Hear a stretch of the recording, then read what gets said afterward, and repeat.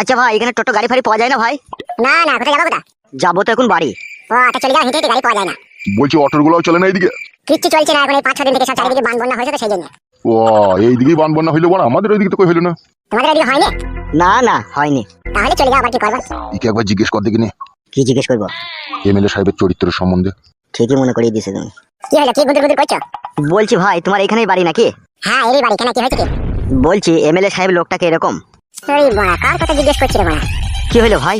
কোন এমএলএ সাহেবের কথা বলছো? যে এমএলএ সাহেবের মেয়ে কিছুদিন আগে ঘর ছেড়ে পালিয়ে গেল, সেই এমএলএ সাহেবের কথা বলছো নাকি? এমএলএ সাহেবের মেয়ে ঘর ছেড়ে পালিয়ে গেল? কোন এমএলএ সাহেবের কথা বলছো বলো না ভালো করে। যে যে যে বারবার পার্টি করে রে বড়া, ওই এমএলএর কথা বলছি। হ্যাঁ, আমিও তো ওর কথাই বলছি। বাবা, তুমি জেনে শুনে আমাকে খালে ফেলে দিতে চাইছো নাকি? এ না রে বাল, ভালো করে জিজ্ঞেস কর তো মারা। বলছি সত্যি করে ভাই, এমএলএ সাহেবের তো একটাই মেয়ে, পালিয়ে গেল। গোটা গ্রামের লোক জানে, হই হই কাণ্ড, রই রই ব্যাপার। যার সাথে পালিয়ে গেল তাকে তখন আটকে রেখে দিয়েছে, বলেছে যতদিন আমার মেয়ে বিয়ে হবে ততদিন তৈরি থাকবে। কোনো চিন্তা ভরা আছে, রাত দিন ছেলেটাকে মারছে এমএলএ সাহেব। তাই নাকি ভাই? আরে হ্যাঁ গো ভাই, তোমরা কারা? তোমরা কিসের জন্য এসেছো সেটা বলো। আমার ছেলের সাথেই তো এমএলএ সাহেবের মেয়ের বিয়ে হবে। এই বাড়া রে, গান মারিছে বাড়া, না জেনে শুনে হুটহাট করে বলে দিলাম। বাড়া যদি আমার নাম করে দেয়, মেয়ের ঘাড় ভেঙে দেবে তোমার আমার। ও ভাই, বলছি ভাই, আমার নাম ফাম বলুন এমএলএ সাহেবের কাছে, ঠিক আছে? আমি এরকম কথাবার্তা বলেছি বুঝলে তো, তাহলে গ্রামে থাকে আমাদেরকে ধরে গিয়ে আবার চালাবে। না রে বড়া, তোর নাম করবো কেন? সত্যি করে পালিয়ে গেল? বিষয় না হয় আরো 10 জনকে জিজ্ঞেস করে দেখতে পারো তুমি। বাবা, ও ঠিকই বলছে, নাইলে এমএলএ সাহেব অত তাড়াহুড়ো করে বিয়ে দিতে চাবে কেন? বানার বাল আমার বুঝতে পারছে না, বিল বাজে যেই দেবে বলছে। তাই তো রে, খানকি ছেলে আমাদের সত্যি কথা বললো না। পলাতক মেয়ে লুকিচুরি বিয়ে হয়ে যায়, সেটাই তো চাইছে। আমার নাম ফাম করো না ভাই। না না, তোমার নাম করবো না, সত্যি কথাটা বলে তুমি খুব উপকারী করলা। চো চো চো, বাড়ি চো বাড়ি চো।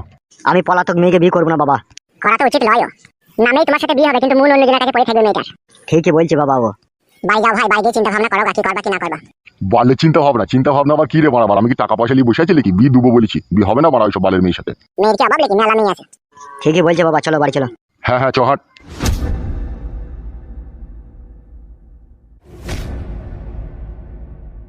বাড়া হুটপাট করে বলে দিলাম, কথা কোনো চিন্তা ভাবনা না করে।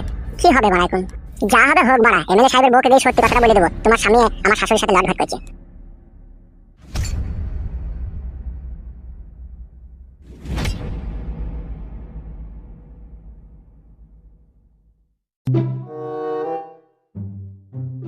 আরে সর্বনাশ, গরিব মানুষের টাকা পয়সা গোনা মেয়ে শালা কি বাড়ি বানিয়েছে রে বড়া? বড়া কই রে বড়া? বাড়িতে তো কাউকে দেখতে পেছি না।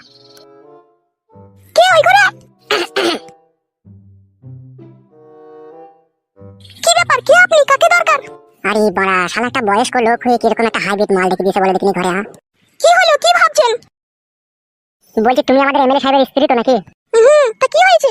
এখনো পর্যন্ত সেরকম কিছু হয়নি, তবে হয়ে যাবে অনেক কিছু। কি বলছো এসব তুমি? ঠিকই বলছি বৌদি তোমাকে। কি হয়েছে বলো?